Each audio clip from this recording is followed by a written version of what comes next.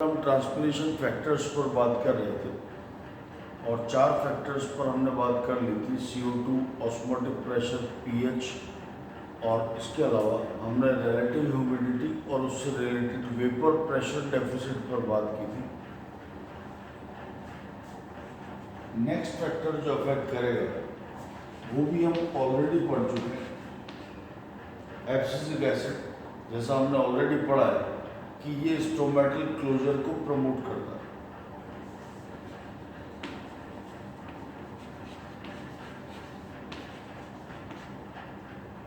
Blue light transpiration की frequency, rate of transpiration को improve करती है क्योंकि ये स्टोमेटल ओपनिंग को बढ़ावा देती है। ओपनिंग इसकी वजह से अधिक होगी, इस वजह से ट्रांसपिरेशन की रेट भी बढ़ जाएगी। इसके अलावा अगर सिस्टम का टेम्परेचर ज़्यादा है, यानी बाह्य तापक्रम, पत्ती के बाहर की तरफ अगर तापक्रम ज़्यादा है तो ट्रांसपिरेशन की रेट भी ज़्यादा होगी क्योंकि रेट ऑफ इवेपोरेशन बढ़ता जाता है, सरफेस लीफ का ड्राई होता रहता है। तो ये मुख्य कारक है जो ट्रांसपिरेशन को प्रभावित करता है।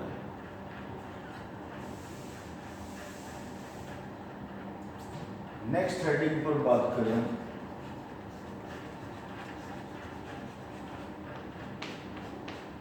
गट्टेशन।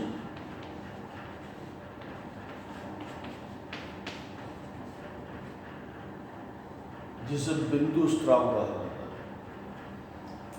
देखिए, ट्रांसपायरेशन में जो पानी बाहर निकल रहा है वो वेपर्स की फॉर्म में आता है और वो शुद्ध जल की वाष्प है। यहाँ पहला डिफरेंस, जो जल यहाँ पर बाहर निकल रहा है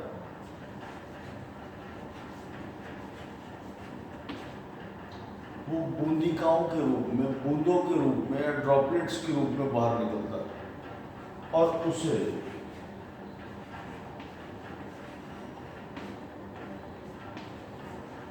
प्योर वाटर नहीं कहेंगे। उसमें वाटर के साथ साथ विले यानी सॉल्यूट पार्टिकल्स भी शामिल होंगे। तो वाटर जो है वो ड्रॉपलेट्स की फॉर्म में निकलता है और फ्लूइड की ड्रॉपलेट्स हैं वो वाटर के साथ, यहाँ पर सॉल्यूट भी शामिल है।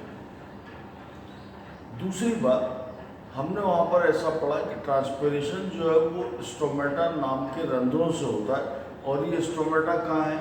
पर्ण की सतह पर है। ठीक है जी, ये पर्ण की सतह पर पाए जा रहे हैं, यहाँ ऐसा नहीं है। यहाँ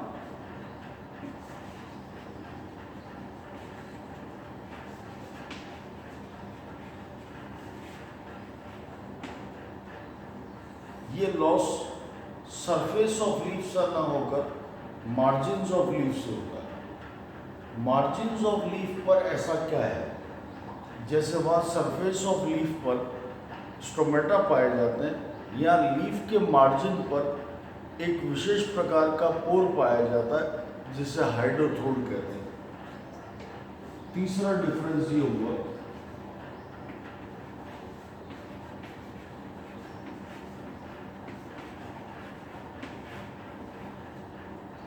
कि ये थ्रू द हाइड्रोथोड्स होगा, जल रंध्र इन्हें कहा जाता है।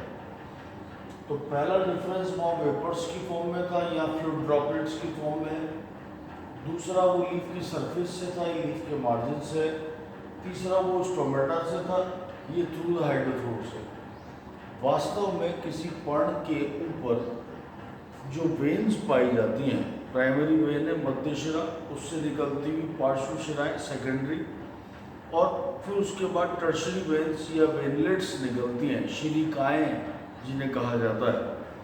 तो शिरिकाओं का, वेनलेट्स का जहाँ पर अंत होगा वहाँ पर ये पाए जाएंगे।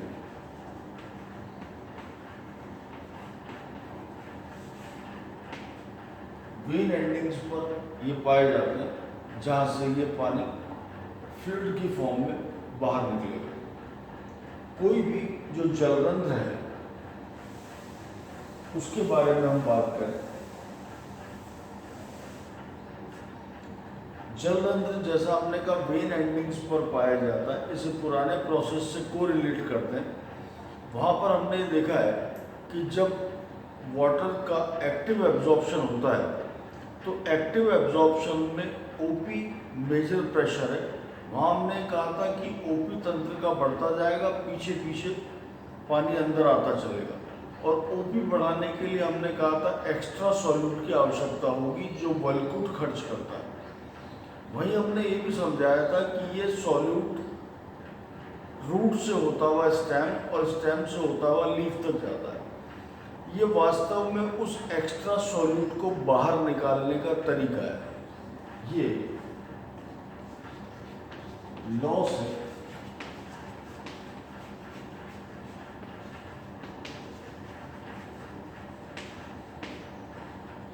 Of excessive solute.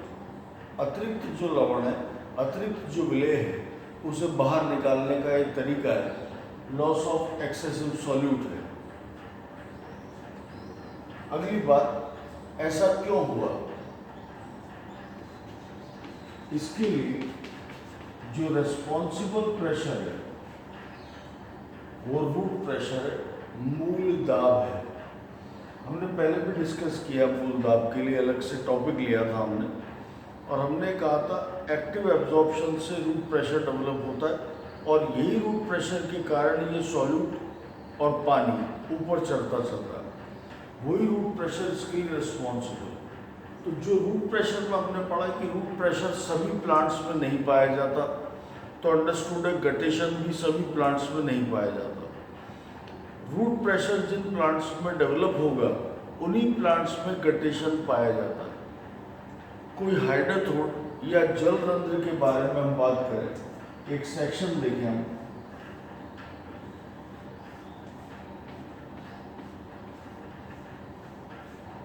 एक पर्ण में अगर जलरंध्र देखा जाए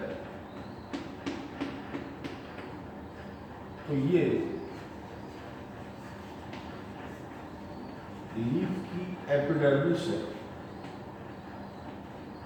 पर्ण का अधिचर्म है। एक ओपनिंग मुझे यहां दिखाई दे रही है,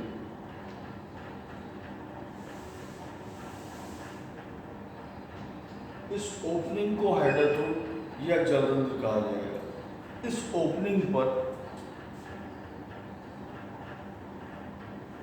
जैसे स्टोमेटा पर गार्ड सेल होती हैं, उसी तरह की गार्ड सेल यहाँ भी पाई जाती हैं, लेकिन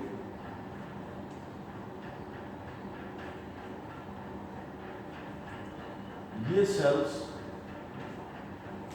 नॉन फंक्शनल है, अकार्यात्मक होती हैं। यानी यहाँ पर स्टोमेटा की तरह ओपनिंग और क्लोजिंग नहीं होगा। नॉन फंक्शनल होने के कारण, इन गार्ड सेल जैसी संरचनाओं के नॉन फंक्शनल होने के कारण हाइड्रोथोड हमेशा खुले रहते हैं, ऑलवेज ओपन होगा। अंदर देखा जाएगा इस स्ट्रक्चर के, तो अंदर की ओर हमें एक पैरेन्काइमा मृदुतक नजर आता है, और इस मृदुतक को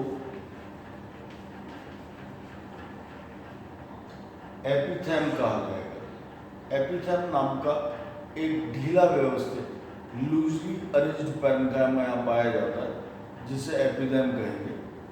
और एपिथेम के नीचे की ओर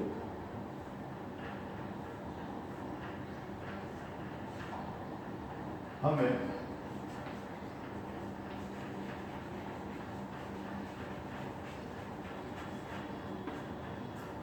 जाइलम एलिमेंट्स, जाइलम तत्व जैसे ट्रैकिडिया वेसल हमें यहाँ नजर आएंगे। स्पेसिफिकली वेसल्स की हम बात करते हैं, वो यहाँ विजिबल होंगे।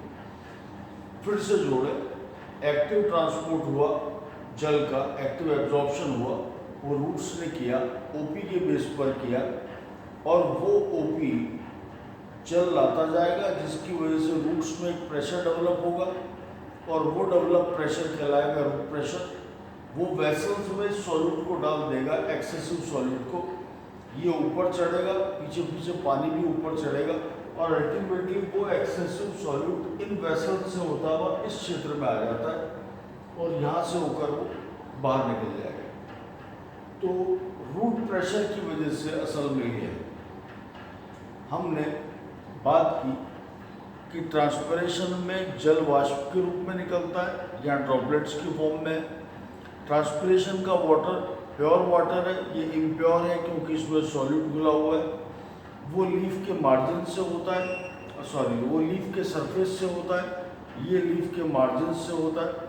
वहाँ स्टोमेटा फंक्शनल है, यहाँ पर हाइड्रोथोड्स पाए जाते हैं, प्लस वो हमेशा खुलते और बंद होते रहते हैं, ये हमेशा ओपन है। वहाँ पर इस तरह का कोई एक स्पेसिफिक पैरेन्काइमा एब्सेंट है और जाइलम एलिमेंट्स का कोई इन्वॉल्वमेंट वहाँ पर नहीं पाया जाता। जबकि यहाँ पर एपिथेल नाम का एक लूज अरेंज पैरेन्काइमा भी प्रेजेंट है और इसके साथ साथ जाइलम एलिमेंट भी यहाँ पर एसोसिएटेड पाए जाएंगे। ये बेसिक डिफरेंस है between transpiration process and the guttation process.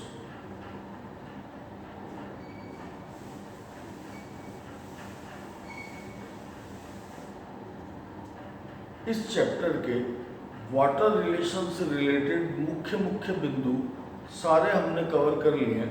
कुछ छोटी सी बातें और हैं जो ट्रांसपिरेशन से रिलेटेड हैं, उनको हम नेक्स्ट टर्न्स पर और बात करेंगे। और उसके बाद जो टॉपिक अंतिम टॉपिक है जो सॉल्यूट ट्रांसपोर्ट का है, कि जब एक बार लीफ खाना बना लेती है उसके बाद उस खाने का ट्रांसपोर्ट एक प्लांट में कैसे होगा, जिसे हम ट्रांसलोकेशन ऑफ सॉल्यूट या फ्लोएम ट्रांसपोर्ट के नाम से जानते हैं, हाउ इट हैपन्स, ये चीज़ें हम नेक्स्ट टर्न पर डिस्क्राइब करेंगे। Thank you.